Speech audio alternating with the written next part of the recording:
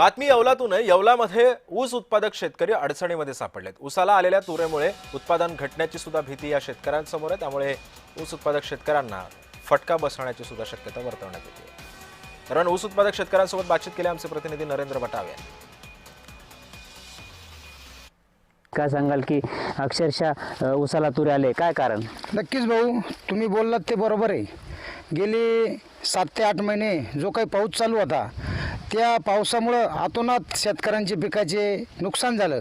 त्या ठिकाणी द्राक्ष बागायतदार असतील, कांदा उत्पादक शेतकरी असतील, अक्षरशः कांद्याचे जे रोपं टाकले होते ते सुद्धा काहीच राहिले नाही। त्यात ऊसाचं जर सांगायचं ठरलं तर ऊसाचं 7 ते 8 महिने पाऊस चालू असल्यामुळं त्याची मुळी चॉकअप झाली।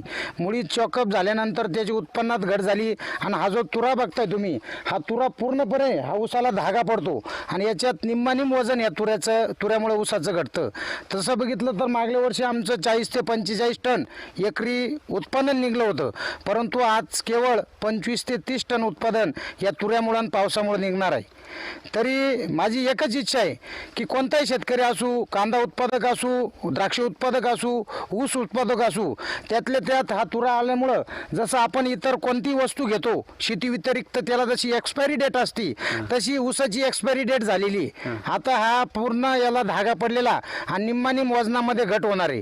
तरी माझी शासनाकडे विनंती आहे का तुम्ही याचं नियोजन, काही कारखानदार असतील लवकरात लवकर तोडी देऊन ही शेतकऱ्यांना काही तोंडी घास आलेला आहे, फुलची पाकळी तेवढीच मदत होईल, एवढीच माझी विनंती।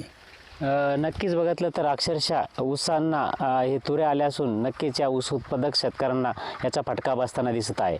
नरेंद्र बटाव, जय महाराष्ट्र न्यूज, येवला।